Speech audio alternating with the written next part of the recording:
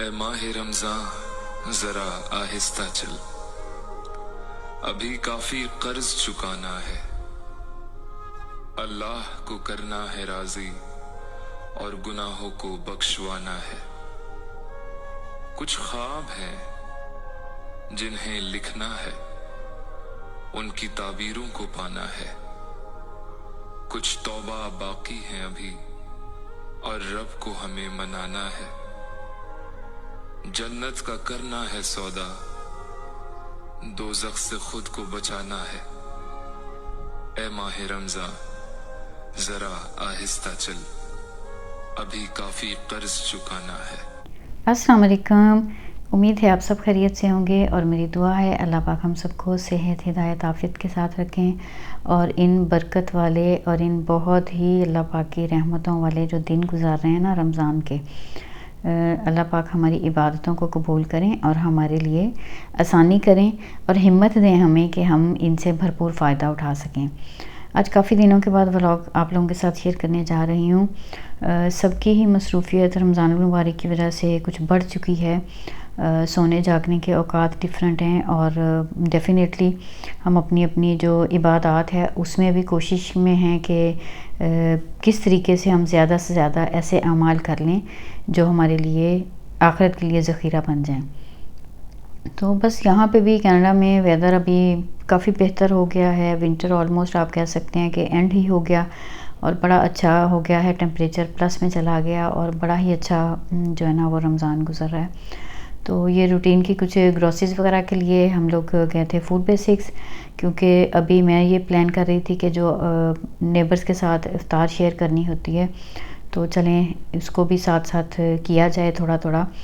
ये भी रमज़ान की इबादत में और रमज़ान की जो हम बरकतें हैं ना उनमें से एक हिस्सा ये है कि हम सब के दस्तरखान में बहुत सारी चीज़ें जो है ना वो हमें मिलती हैं। उसकी वजह ये होती है कि हम इस महीने में जो रोज़ादार है ना वो अल्लाह का मेहमान होता है। तो हम अपने जब भरे हुए दस्तरखान देखते हैं ना तो उसमें हमें नज़र आता है कि वाकई हम अल्लाह के मेहमान हैं। तो उसी तरह से जहाँ पे हम लोग रहते हैं इन ममालिक में कोई उस तरह का है तो रमज़ान में यहाँ पे सेटअप नहीं होता है कि हम किसी गरीब की तरफ अफ्तारी जो है वो बना के जो हम खुद खा रहे हैं वो शेयर करें। यहाँ पे बस ये चल रहा होता है कि नेबर्स के साथ हम अपनी अपनी जो चीज़ें होती हैं जो भी अफ्तार में बनाया जाता है वो शेयर किया जाता है और सिर्फ़ वो उसके पीछे ये मोटिव होता है या फिर ये कह लें कि ये सोच होती है कि चलें अच्छा लगता है कि कोई हमारे घर अफ्तारी भेजता है और ऐसे ही हम एहतमाम करके फिर किसी दूसरे के साथ शेयर करते हैं।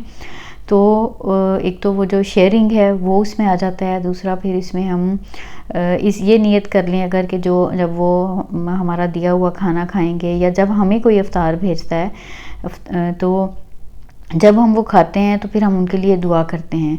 तो यहाँ पे बस इस किस्म का ही होता है कि हम फिर प्लान करते हैं और बाकायदा जो है ना वो नेबर्स में अफ्तारी जो है उसको कुछ चीज़ें बना के तो शेयर की जाती हैं। अच्छा, रमज़ान के लिहाज से अगर बात करते हैं तो देखें अभी हम सुन रहे थे कि रमज़ान जो है वो शुरू हो रहा है और आहिस्ता आहिस्ता वो देखते ही देखते वो रमज़ान शुरू हुआ और अब के मिड से भी आगे आ गए। यहाँ पे कनाडा में अभी आज 17 ऑफ रमज़ान है और 17वां रोज़ा आज हो गया और 2 दिन और हैं और फिर जो आखिरी अशरा और फिर ताक़रातें शुरू हो जाएंगी। तो जैसे जैसे ये आखिरी दिनों की तरफ हम बढ़ रहे हैं तो दिल जो रमज़ान के आने से बहुत खुश हो रहा था कि एक दफ़ा वो हमें गोल्डन चांस फिर से मिल गया है ज़िंदगी में कि अल्लाह पाक ने हमें सेहत दी है, हिम्मत दी है और वो नेमतें दी हैं कि हम इनको इस्तेमाल करके बहुत अच्छे तरीके से रोज़े जैसा फ़र्ज़ जो है उसको पूरा कर रहे हैं और फ़राइज़ के साथ साथ हम कुछ अपनी जो नफली इबादत हैं उनका एहतमाम कर रहे हैं। तहज्जुद की पाबंदी हो रही है अल्हम्दुलिल्लाह, अज़कार ज़्यादा कर रहे हैं, दुआएं हैं और सबसे बढ़कर जो है ना रमज़ान का वजीफ़ा हो तो कुरान होता है, कुरान पाक की तिलावत। और जितना दौरातुल कुरान किया जा रहा है अल्हम्दुलिल्लाह, जहाँ पे हम लोग रहते हैं यहाँ पे हमारे नेबरहुड में हर एक बिल्डिंग के अंदर दौरा कुरान जो है ना वो चल रहा है। तो कुरान को सुनना उसको समझना ये मौका मिल रहा है और ज़्यादा से ज़्यादा तिलावत का मौका मिल रहा है। तो ये जो घड़ियाँ हैं ना, ये जो मौके हैं, अब ये रह गए हैं थोड़े। तो जैसे जैसे ये रमज़ान के अब चूँकि काउंट डाउन की तरफ जा रहे हैं हम लोग और ये आखिरी अशरे की तरफ बढ़ रहे हैं, तो दिल उदास भी हो रहा है ये सोच के कि दोबारा पता नहीं अगले साल ज़िंदगी में ये दिन आएंगे कि नहीं आएंगे।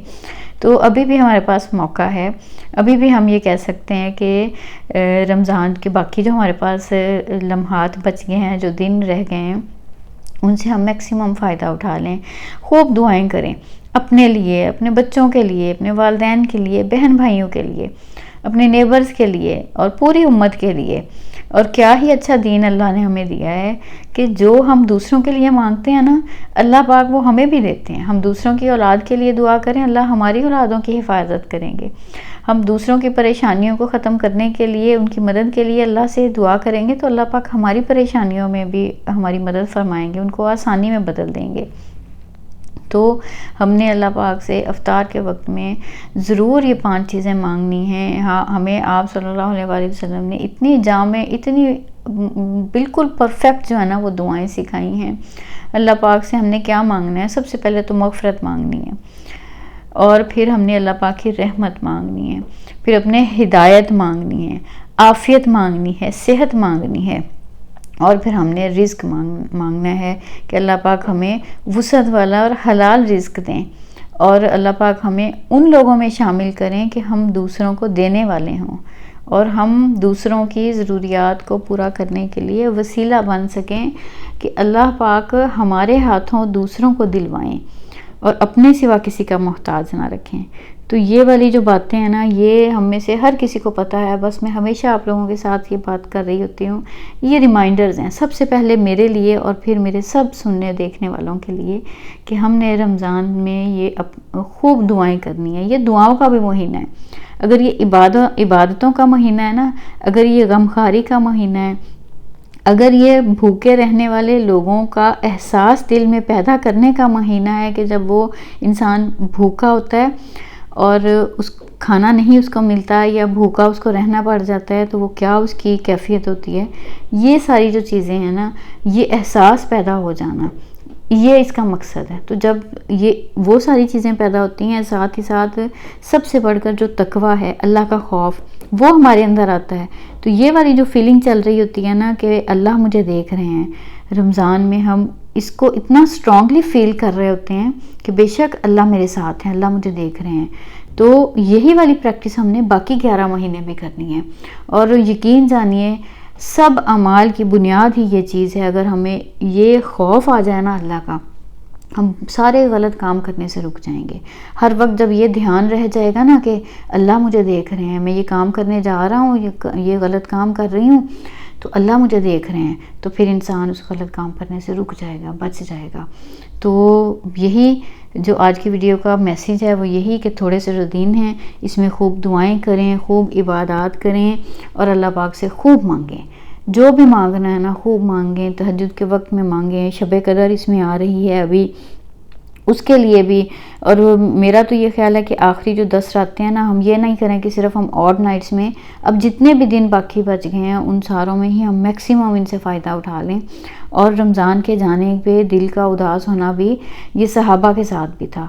वो रमज़ान के आने की खुशी मनाते थे, तो रमज़ान के चले जाने पे अफसुर्दा भी होते थे। तो बस मुझे भी दुआओं में याद रखिएगा। कोशिश कीजिए, हम सब मिल के कोशिश करें कि एक बेहतरीन रमज़ान गुजारें, ऐसा रमज़ान कि जिसमें अल्लाह पाक हमारी इबादत को कबूल करते हुए, हमारी नेकियों से खुश होते हुए हमारी सब दुआओं को कबूल कर लें, और सबसे बढ़कर हमें उन लोगों में शामिल कर लें जिनसे हमारा रब राज़ी हो जाए। बस यही कुछ बातें थी जो मुझे आपके साथ करनी थी।